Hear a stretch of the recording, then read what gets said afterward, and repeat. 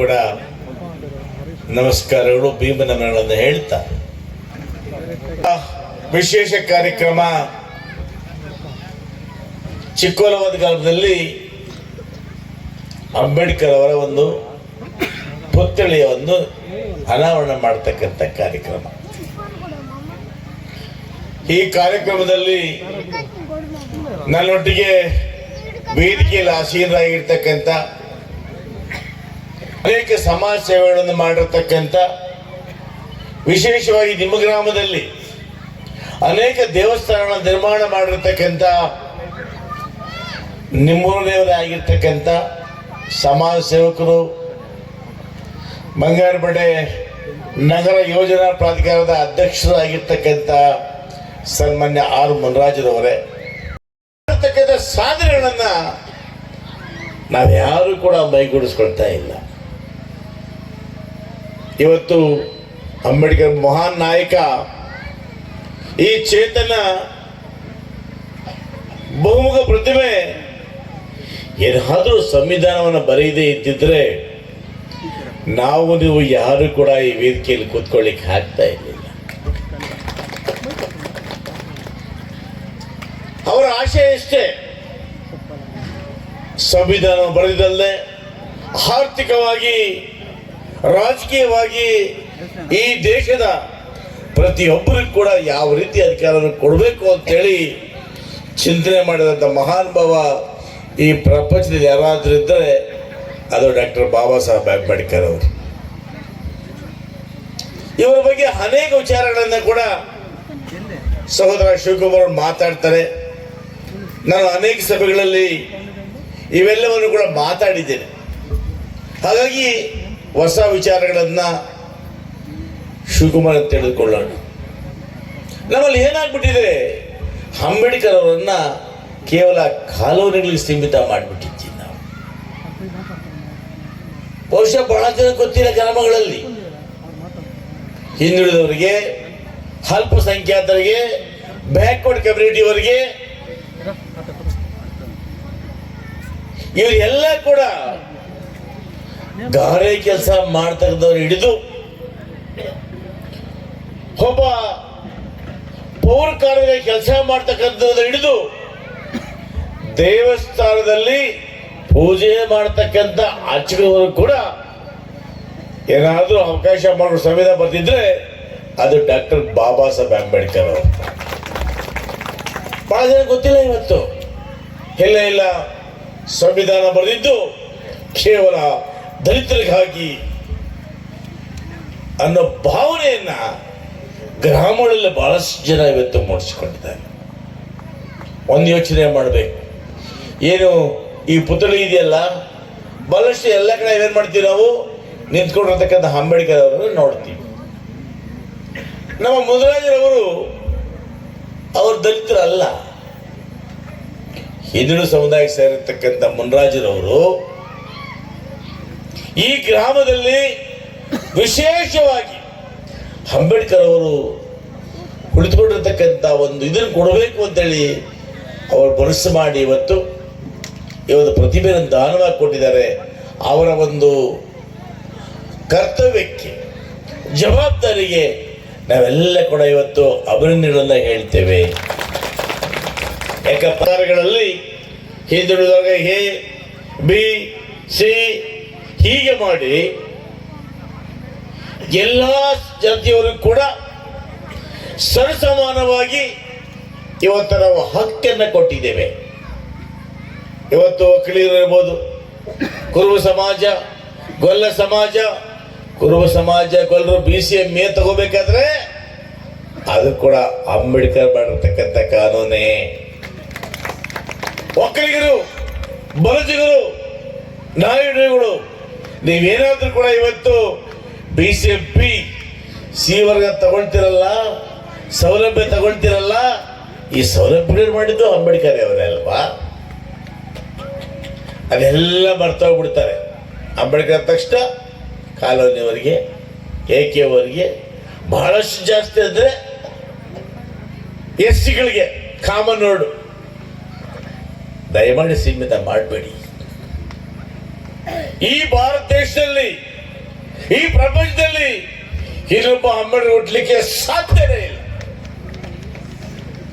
ಯಾಕಂದ್ರೆ ಮಹಾನ್ ನಾಯಕ ತನ್ನ ಜೀವನ ಆರೋಗ್ಯ ಹದಗೆಟ್ಟಿದ್ರು ಕೂಡ ಸುಮಾರು 2 ವರ್ಷ 11 ತಿಂಗಳು 17 ದಿವಸಗಳ ಕಾಲ ಈ ಭಾರತ ದೇಶದ ಪ್ರತಿಯೊಬ್ಬರನ್ನ ರಕ್ಷಣೆ ಮಾಡಬೇಕು, ಅವರಿಗೆ ಒಂದು ಜೀವನ ಅರ್ಥ ಕಟ್ಕೊಡ್ಬೇಕು, ಬದುಕನ್ನು ಕಟ್ಕೊಡ್ಬೇಕು ಅಂತ ಹೇಳಿ ತನ್ನ ಆರೋಗ್ಯವನ್ನು ಧಿಕ್ಕರಿಸಿ ಇವತ್ತು ಸಂವಿಧಾನ ಕೊಟ್ಟಂತ ಮಹಾನ್ ಪುರುಷ ಅಂಬೇಡ್ಕರ್ ಅವರು. ಇಂಥ ಪುರುಷ ನಾವು ಕಳ್ಕೊಂಡಿದ್ದೇವೆ. ಆದರೂ ಕೂಡ ಅವರ ಆದರ್ಶಗಳನ್ನ, ಅವರ ಏನ್ ಸಿದ್ಧಾಂತ ಇತ್ತು, ಈ ಸಿದ್ಧಾಂತಗಳನ್ನ ನಾವೆಲ್ಲ ಕೂಡ ಸ್ವಲ್ಪವಾದರೂ ಪ್ರತಿಯೊಬ್ಬರು ತನ್ನ ಜೀವನಗಳಲ್ಲಿ ಸ್ವಲ್ಪವಾದರೂ ಅಳವಡಿಸಿಕೊಂಡ್ರೆ ಬಹುಶಃ ನಮ್ಮೆಲ್ಲರ ಜೀವನ ಸುಧಾರಣೆ ಆಗ್ತದೆ, ಈ ಒಂದು ಸಮಾಜ ಕೂಡ ಸುಧಾರಣೆ ಆಗ್ತದೆ. ಹಾಗಾಗಿ ನಾನು ಹೆಚ್ಚಿಗೆ ಭಾಷಣ ಮಾಡಕ್ಕೆ ಹೋಗೋದಿಲ್ಲ. ಇನ್ನೂ 3 ಕಾರ್ಯಕ್ರಮ ಇದೆ. ಬೆಂಗಳೂರಿಗೆ ಇದಕ್ಕೋಸ್ಕರ ಬೇಗ ಬಂದೆ ನಾನು.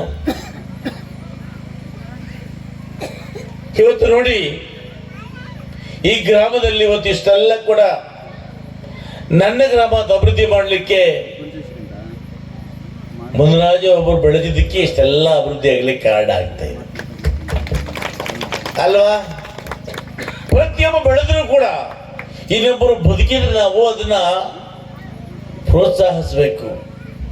ಒಂದು ಮರವನ್ನು ನೆಟ್ಟು ಆ ಮರ ಹೆಮ್ಮರವಾಗಿ ಬೆಳೆದ್ರೆ ಅದರ ನೆರಳಲ್ಲಿ 1000 ಜನ ನಿಂತ್ಕೋಬಹುದು, ಆ ಹಣ್ಣುಗಳನ್ನು ಉಪಯೋಗಿಸ್ಬೋದು, ಎಲೆಕಾಯಿಗಳನ್ನು ಬಳಸ್ಬೋದು. ಅದು ನಮ್ಮಲ್ಲೇನಾಗಿದೆ ಅಂದ್ರೆ ಆ ಸಂತೋಷ ಪಡೋದಕ್ಕಿಂತ ಹೆಚ್ಚಾಗಿ ಹಸಿಯನ್ನು ಪಡ್ತೇವೆ ನಾವು. ಯಾರಾದ್ರೂ ಬಿಳಿ ಬಟ್ಟೆ ಹಾಕಿದ್ರೆ ಅದು ಅಟ್ಲೀಸ್ಟ್ ಅದು ನಲ್ಗ ಎಂಬುದು ಏಷಿಯಲ್ಲಿ ಕೊಡ್ತೀವಿ ನಾವು. ಏಡಿಕಾಯಿ ಗೊತ್ತಲ್ಲ, ಎಡ್ರಿಕಾಯಿಲು ಒಂದು ಬುಟ್ಟಿಯಲ್ಲಿ ಹಾಕಿ ನಮ್ಮ ಅಪ್ಪಳೆ ಒಂದು ಮೇಲೆ ಬರೋದಿಲ್ಲ ಅದು.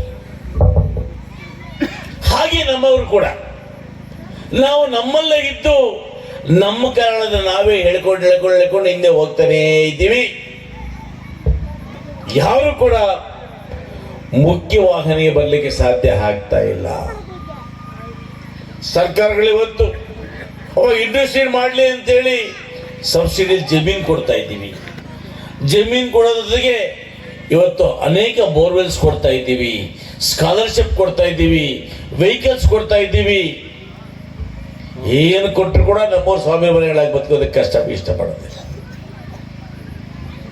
ಮುಂದಾದ್ರೂ ಕೂಡ ನಾವು ನಮ್ಮ ತರವನ್ನು ನಾವು ಅರ್ಥ ಮಾಡಿಕೊಂಡು ಈ ಸಮಾಜದಲ್ಲಿ ಸಾಧಿಸಬೇಕು, ಛಲದಿಂದ ನಾವೆಲ್ಲ ಬರಬೇಕು, ಆಚೆ ಬರಬೇಕಾಗ್ತದೆ. ಹಾಗಾಗಿ ಯಾರೇ ಬೆಳೆದರೆ ಸಂತೋಷ ಪಡಿ. ಸಂತೋಷ ಪಟ್ಟಾಗ ಭಗವಂತ ನಿಮಗೂ ಕೂಡ ಒಳ್ಳೇದು ಮಾಡ್ತದೆ. ಹಾಗಾಗಿ ಏನಿವತ್ತು ಅಂಬೇಡ್ಕರ್ ಅವರ ಪುತ್ಥಳಿಯನ್ನು ಅನಾವರಣ ಮಾಡಿದ್ದೀರಿ. ಬಟ್ ನನಗನ್ಸಿದ್ರೆ ಸ್ವಲ್ಪ ಸೇಫ್ಟಿ ಸಾಲದು ಅನಿಸ್ತದೆ.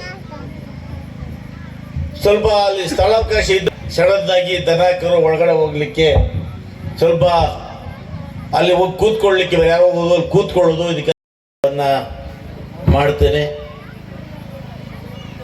ಇನ್ನು ಮುಂದುವರೆದು ನೀವು ಗ್ರಾಮಕ್ಕೆ ಪಂಚಾಯತಿಗೆ ಏನು ಕೇಳೋದು ಇಲ್ಲ ಅಂತ ಹೇಳಿಲ್ಲ.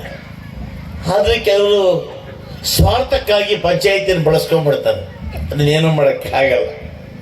ಕೆಲವರು ಪಂಚಾಯತಿ ಮೆಂಬರ್ ಆದ ತಕ್ಷಣ ನಾನು ಕಾಂಟ್ರಾಕ್ಟ್ರು ಅಂತ ಹೇಳಿ ನಾನು ದೊಡ್ಡ ಭಾಳ ಲೀಡರ್ ಅಂದ್ಕೊಂಡ್ಬಿಡ್ತಾರೆ.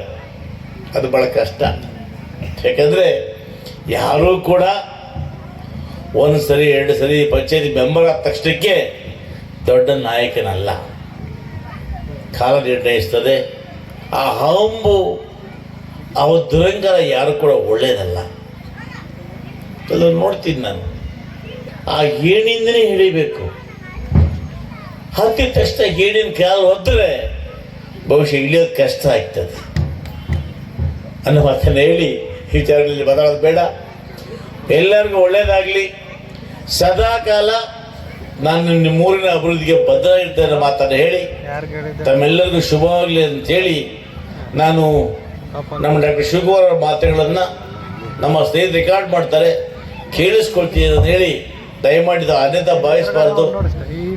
ಸಮಾರಂಭದಲ್ಲಿ ವೇದಿಕೆ ಮೇಲೆ ಆಸೀನರಾಗಿರುವ ಬಂಗಾರಪೇಟೆ ಶಾಸಕರು ಹಾಗೂ KUIDFC ಅಧ್ಯಕ್ಷರಾಗಿರುವ ಶ್ರೀ SN ನಾರಾಯಣಸ್ವಾಮಿ ಅಣ್ಣನವರೇ,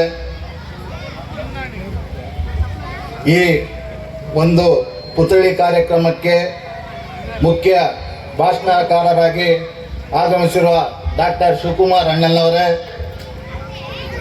ಹಾಗೂ ಮತ್ತೊಬ್ಬ ನಮ್ಮ ನಗರಸಭೆ ಅಧ್ಯಕ್ಷರು ಗೋವಿಂದ ಅಣ್ಣನವರೇ, ಎಲ್ಲ ವೇದಿಕೆ ಮೇಲಿರುವ ಎಲ್ಲ ಮುಖಂಡರೇ, ಸದಸ್ಯರೇ, ಅಣ್ಣ ತಮ್ಮಂದಿರೇ ಹಾಗೂ ಸಹೋದರ ಸಹೋದರಿಯರೇ, ಈ ದಿನ ನಮ್ಮ ಗ್ರಾಮದಲ್ಲಿ ಭಾರತ ರತ್ನ ಸಂವಿಧಾನ ಶಿಲ್ಪಿ ಡಾಕ್ಟರ್ BR ಅಂಬೇಡ್ಕರ್ ಅವರ ಪುತ್ಥಳಿ ಲೋಕಾರ್ಪಣೆ ಕಾರ್ಯಕ್ರಮ ಮಾಡಿದ್ದೀರಿ. ಈ ಸುಂದರ ಸಮಯದಲ್ಲಿ ಅವ್ರ ಬಗ್ಗೆ ಎರಡು ಮಾತನಾಡಲು ಬಯಸುತ್ತೇನೆ. ಸಂವಿಧಾನ ಶಿಲ್ಪಿ ಡಾಕ್ಟರ್ BR ಅಂಬೇಡ್ಕರ್ ಜಿರವರು ನಮ್ಮ ದೇಶ ಕಂಡ ಮಹಾನ್ ವ್ಯಕ್ತಿಗಳಲ್ಲಿ ಬಹಳ ಪ್ರಮುಖ ವ್ಯಕ್ತಿ. ಅವರು ಅಸಮಾನತೆ, ಅಸ್ಪೃಶ್ಯತೆ ವಿರುದ್ಧ ಧ್ವನಿ ಎತ್ತಿ ಸಮಾಜವನ್ನು ತಿದ್ದಿ ಭವ್ಯ ಭಾರತದತ್ತ ನಿರ್ಮಾಣದತ್ತ ಗಮನ ಹರಿಸಿ ಜೀವನದ ಕೊನೆಯ ತನಕ ಸಮಾಜದ ಉನ್ನತಿಗಾಗಿ ಕೆಲಸ ಮಾಡಿ ಸಂವಿಧಾನವನ್ನು ಬರೆದರು. ಇಡೀ ವಿಶ್ವವೇ ಗೌರವಿಸುವಂತಹ ನಾಯಕರಾಗಿ ರೂಪುಗೊಂಡಿದ್ದರು. ಸ್ವಾಭಿಮಾನದ ಬದುಕು ಕಟ್ಟಿಕೊಳ್ಳಲು ಎಲ್ಲರಿಗೂ ಪ್ರೇರಣೆ ಆಗಿದ್ದರು. ಈ ಗೌರವಾನ್ವಿತರ ಬಗ್ಗೆ ನಮ್ಮ ಶಿವಕುಮಾರ್ ಸರ್ ಹೆಚ್ಚಾಗಿ ಮಾತಾಡ್ತಾರೆ. ಅಂತೆ ನಮ್ಮ ಕ್ಷೇತ್ರದ ಶಾಸಕರು SN ನಾರಾಯಣಸ್ವಾಮಿ ಅಣ್ಣನವರು ಈ ಗ್ರಾಮದವನಾದ ನನ್ನನ್ನು ಬಂಗಾರಪೇಟೆ ಯೋಜನಾ ಪ್ರಾಧಿಕಾರದ ಅಧ್ಯಕ್ಷರನ್ನಾಗಿ ಮಾಡಿದ್ದು ಅವರಿಗೆ ಈ ವೇದಿಕೆ ಮತ್ತು ಗ್ರಾಮದ ಪರವಾಗಿ ನನ್ನ ನಮನಗಳನ್ನು ತಿಳಿಸುತ್ತಾ, ನಮ್ಮ ಶಾಸಕರು ಬಂಗಾರಪೇಟೆ ತಾಲೂಕನ್ನು ರಾಜ್ಯದಲ್ಲಿಯೇ ಮಾದರಿ ವಿಧಾನಸಭಾ ಕ್ಷೇತ್ರವನ್ನಾಗಿ ಅಭಿವೃದ್ಧಿಪಡಿಸಿದ್ದಾರೆ. ಕ್ಷೇತ್ರದ ಪ್ರತಿ ಹಳ್ಳಿಗಳಲ್ಲೂ CC ರಸ್ತೆ, ಐಮಾಸ್ ದೀಪ ಯಾವರಲ್ಲೂ ಎರಡಿಲ್ಲ, ನಮ್ಮಲ್ಲಿ ಎರಡಿದೆ. ಮೂರನೇದಕ್ಕೆ ಬೇಡಿಕೆ ಇಟ್ಟಿದ್ದೇನೆ, ಕೊಡ್ತೀನಿ ಅಂತ ಹೇಳೋರೆ. ಆಮೇಲೆ ತಾರ್ ರಸ್ತೆಗಳು, ಶುದ್ಧ ನೀರಿನ ಘಟಕಗಳು, ಉತ್ತಮವಾದ ಚರಂಡಿ ವ್ಯವಸ್ಥೆ, ಹೀಗೆ ಇನ್ನು ಹಲವಾರು ಅಭಿವೃದ್ಧಿ ಕೆಲಸಗಳನ್ನು ಮಾಡಿದ್ದು. ಈಗ ಗ್ರೇಟರ್ ಬೆಂಗಳೂರು ಅಂತ ಇದು ಮಾಡ್ತಾರೆ. ನನ್ನ ಪ್ರಕಾರ ಮೊದಲನೇದಾಗಿ ಗ್ರೇಟರ್ ಬಂಗಾರಪೇಟೆ ಆಗುತ್ತೆ ಅಂತ ಎಲ್ಲ ನಾವು ನಿರೀಕ್ಷೆ ಮಾಡ್ತಾ ಇದ್ದೇವೆ. ಈ ದಿಸೆಯಲ್ಲಿ ನಮ್ಮ ತಾಲೂಕಿನ ಜೊತೆಗೆ ಇಡೀ ಜಿಲ್ಲೆ ಅಭಿವೃದ್ಧಿ ಪದದತ್ತ ಕೊಂಡೊಯ್ಯಬೇಕು. ಅದಕ್ಕೋಸ್ಕರವಾಗಿ ಈ ಒಂದು ಸುಂದರ ವೇದಿಕೆ ಮುಖಾಂತರ ಮುಂದಿನ ಸಚಿವ ಸಂಪುಟದಲ್ಲಿ ಅವರಿಗೆ ಸಚಿವ ಸ್ಥಾನ ನೀಡಬೇಕೆಂದು ನಮ್ಮ ಮುಖ್ಯಮಂತ್ರಿಗಳಾದ ಸನ್ಮಾನ್ಯ ಶ್ರೀ ಸಿದ್ದರಾಮಯ್ಯ ಜಿ ಅವರಲ್ಲಿ, ಉಪಮುಖ್ಯಮಂತ್ರಿಯಾದ ಸನ್ಮಾನ್ಯ ಶ್ರೀ DK ಶಿವಕುಮಾರ್ ಅಲ್ಲಿ ಮತ್ತು AICC ಅಧ್ಯಕ್ಷರಾದ ಸನ್ಮಾನ್ಯ ಶ್ರೀ ಮಲ್ಲಿಕಾರ್ಜುನ್ ಖರ್ಗೆ ಅವರಲ್ಲಿ ಮನವಿ ಮಾಡುತ್ತಾ ನನ್ನ ಎರಡು ಮಾತುಗಳನ್ನು ಮುಗಿಸುತ್ತಿದ್ದೇನೆ. ಜೈ ಭೀಮ್.